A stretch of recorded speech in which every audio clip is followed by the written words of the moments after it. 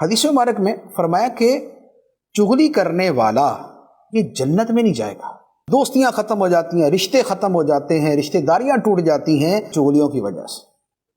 اور بعض لوگ کیا ہوتے ہیں، میرا مشاہدہ ہے اور آپ میں سے بھی بہت سارے لوگوں کا مشاہدہ ہوگا کہ بعض اتنے ایکسپرٹ ہوتے ہیں چغلی کرنے کے اندر کہ وہ اگر سیدھی بات بھی کریں گے نا، وہ پتہ نہیں اس میں کہاں سے زہر کی پڑیا ڈال دیتے ہیں. اچھی خاصی بات کو بھی ایسے بولیں گے کہ ایک مرتبہ تو سامنے والے کا جنا کلیجے کو آگ لگ جائے کہ اس نے بولا کیا میرے بارے میں. پھر بھلے بعد میں سمجھ جائے کہ نہیں یار وہ ایسا نہیں کہہ رہا تھا. لیکن یہ جو چغل خور ہوتے ہیں، ان کی جو مہارت ہوتی ہے چغلی کی، وہ ایسی ہوتی ہے کہ وہ ایک جملے کے اندر کیا سے کیا کر دیتے. میں خود کئی ایسے جو ہے نا وہ لوگوں کو دیکھ چکا ہوں کہ آ کے یہ بھی بولیں گے نا کہ فلاں بندہ یہ کہہ رہا تھا کہ مفتی صاحب آئے تو میں نے ان کو پانی پلایا. وہ اس کو بھی ایسا بول دیں گے کہ بس ایسا ہی ہوگا کہ جیسے پتہ نہیں پانی پلانے کے اندر اس نے کوئی احسان کرنے کے انداز میں بات کی ہے کہ میں نے پانی پلایا تو یا پتہ نہیں کیا کر دیا.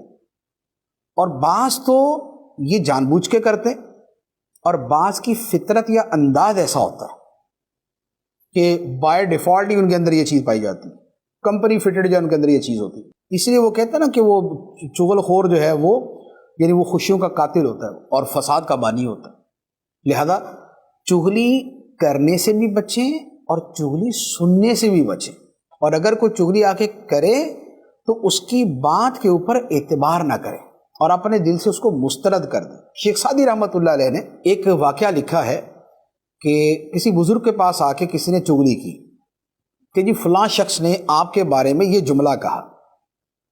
تو ان بزرگوں نے فرمایا کہ یار اس نے ایک تیر مارا، اس بندے نے ایک تیر مارا، وہ مجھ تک نہیں پہنچا، تم نے وہ تیر اٹھایا اور اٹھا کے لا کے مجھے مار دیا. تو مجھے تکلیف اس کے تیر سے نہیں ہوئی، مجھے تکلیف تمہارے مجھے تیر مارنے سے ہوئی. کسی بندے نے اپنے گھر میں بیٹھ کے، کسی اپنی مجلس کے اندر بیٹھ کے جو مرضی کہا، برا کہا، اس نے کچھ سخت جملہ کہا، مجھ تک تو پہنچا ہی نہیں ہے، مجھے تو پتہ ہی نہیں ہے، مجھے پتہ ہی نہیں ہے تو مجھے تکلیف بھی کوئی نہیں. لیکن یہ جو درمیان کا راوی ہوتا ہے، یہ چغل خور ہوتا ہے، یہ کیا کرتا ہے، یہ اس بات کو اٹھا کے لا کے ہمارے ٹھک کر کے سینے میں مارتا ہے. ہمیں تکلیف اب ہوتی ہے تو گویا اس کے بولنے سے تو تکلیف نہ ہوئی، ہمیں تو تکلیف ہوئی اس بندے کی وجہ سے.